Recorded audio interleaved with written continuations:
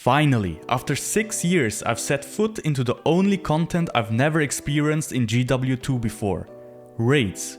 In this video, I want to talk to you guys about my experiences, the accessibility and the difficulty of Wing 1 and 2.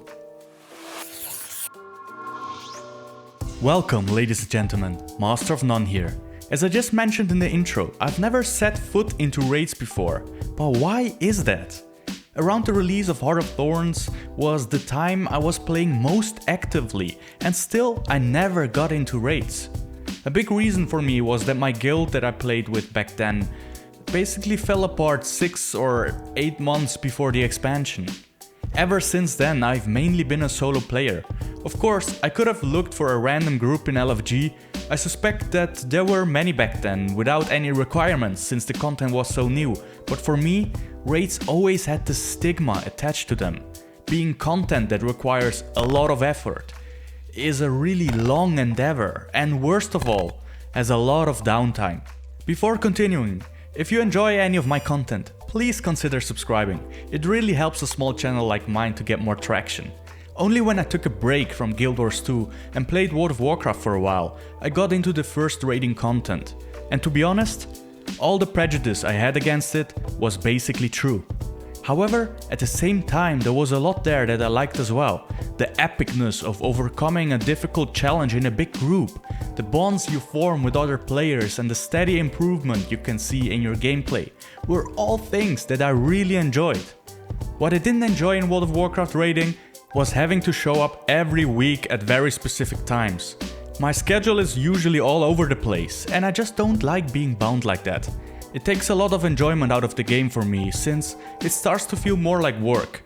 Of course, you could always sit a raid out and just tell your guild that you can't that day, but then I always can't help to shake the feeling that I'm letting other people down.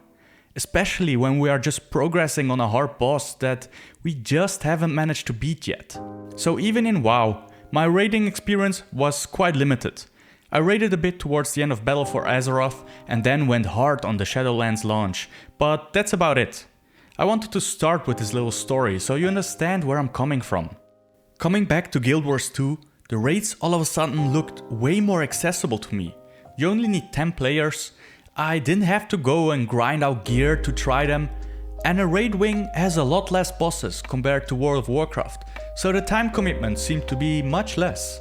If I'm honest with myself though, what really pushed me over the edge was the introduction of the Legendary Armory. Making your legendaries account bound and usable on all characters simultaneously is a huge draw for me. That amount of convenience is pretty much unprecedented. I do wonder how people with full legendaries feel though. Is there anything left in the game for you to chase? Or are you really just done with the game? I'm getting off topic now though, so let us return to the topic at hand. So, where did I start? I actually did it the way ANET had intended. I went into strikes to get a first taste of 10-man instance content. I won't go into detail how that went, but the difficulty was all over the place. Some easier than world bosses and others actually had some interesting mechanics.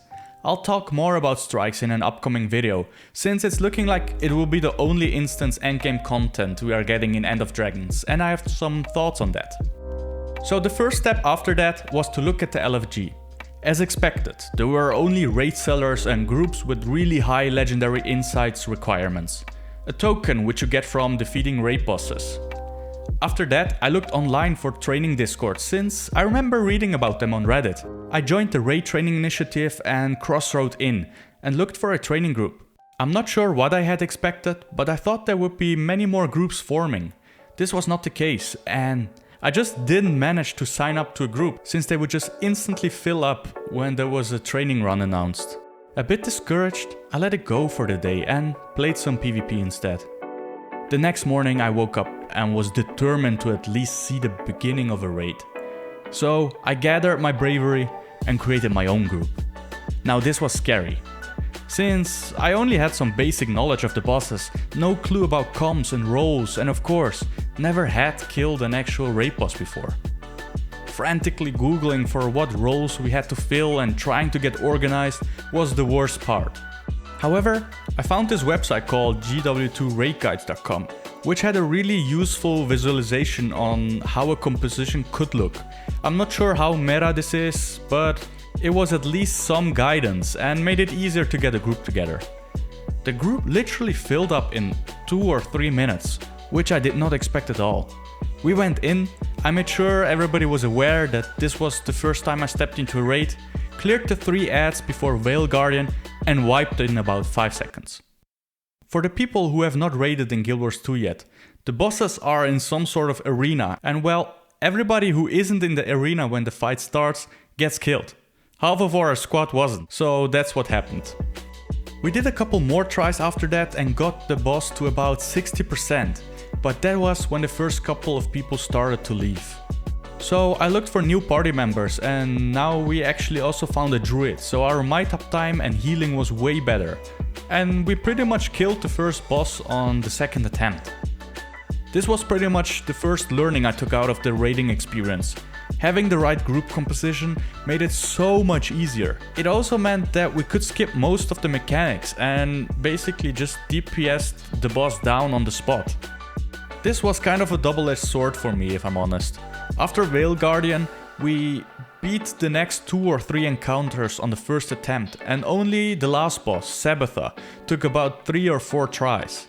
I didn't really like how you can ignore so many mechanics in these encounters. I assume this is due to power creep over the years and probably also just general encounter knowledge. On the plus side, if you are worried that raids are too hard, at least for Wing 1, don't be. I actually find the challenge mode fractals way harder and a lot more fast paced, just for reference. That aside, I loved the time I spent in Wing 1. I really appreciated the smaller scope of only 3 real bosses and being able to go through it in an afternoon. I can't wait to get back in there a week later to slowly start accumulating legendary insights. Although I'm already dreading the group making again. I'm curious how the other wings are going to be, but it's going to take me a long time to get through them all. Just a couple days later, I actually found someone advertising a Wing 2 training run with Discord requirements, which I promptly joined. This was a very different experience, but also great nonetheless. I got the feeling that Wing 2 had a lot more going on mechanically compared to Wing 1, but this might also just be because someone actually explained everything beforehand and we weren't just brute forcing it. The bottom line is, raids in GW2 were way more enjoyable than I had expected, and they are really not that difficult. Just make sure you pick a build that is suitable for raids and get a bit comfortable with it beforehand. Pretty much the go-to website for this is snowcrows.com, as far as I'm aware. I was honestly really surprised how huge and detailed the raid zones were, and I can definitely understand why it's hard for ArenaNet to justify to keep producing raids if only a small amount of the population dares to go into them. And while it was great to walk into such an expertly crafted area, the thing I really cared about were the fights and the rewards. I want to take this notion forward into the next video, where I will talk more in detail about my experiences with strikes and why I think it could be a really good choice for endgame content going forward, if ArenaNet handles it right. Last but not least, I really wanted to thank the 2 people, you guys know who you are, who decided to send some love through buymeacoffee.com after I posted the last video. It was by far the most satisfying 20 euros that I've ever made, so thank you for that. That's it from me. I hope to see you in the next one.